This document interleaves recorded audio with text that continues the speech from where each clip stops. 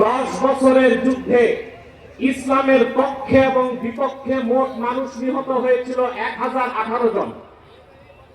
আর সিদ্দিক আকবরের জামানায় মুসাইলামাতুল কাজ্জাবের বিরুদ্ধে যে অভিযান হয়েছিল সেই যুদ্ধে হাজারের উপর সাহাবী শাহাদাত বরণ করেছিলেন।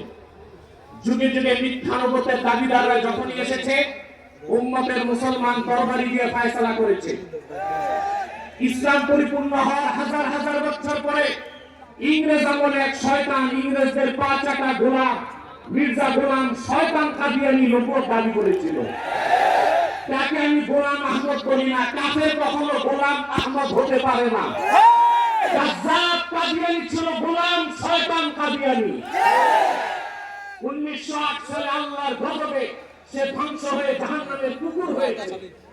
তার অনুসারী কাদিয়ানীরা বাংলাদেশে এখন ব্যাপক উৎপাত করছে। আপনারা জানেন বর্তমান সরকার দায়িত্ব নেবার পরে বাংলাদেশের বিভিন্ন জায়গায় কাদিয়ানীদের নতুন নতুন আস্তানা গড়ে তোলা হয়েছে। কাদিয়ানীদের আস্তানা পাহারার জন্য সেনাবাহিনী পুলিশও মোতায়েন করা হয়েছে। যদি তারা সংখ্যালঘুই হয়ে থাকে তাহলে তাদেরকে সংখ্যালঘু ঘোষণা করতে সমস্যা কোথায়? এদেশে তো হিন্দু বৌদ্ধ খ্রিস্টান আছে, আমরা কি তাদেরকে অমুসলিম দাবি করে বলি? তারা অমুসলিম পরিচয়ে আছে। তাদের উপাসনালয়গুলোকে আমরা মসজিদ বলি না, গির্জা বলি, প্যাগোডা বলি, মন্দির বলি। কিন্তু কাদিয়ানীরা ইহুদিদের চেয়ে নিকৃষ্ট কাফের, তারা জিন্দিক। জিন্দিক বলা হয় সেই কাফেরকে যে প্রকাশ্য কাফের নিজেকে দাবি করে মুসলিম।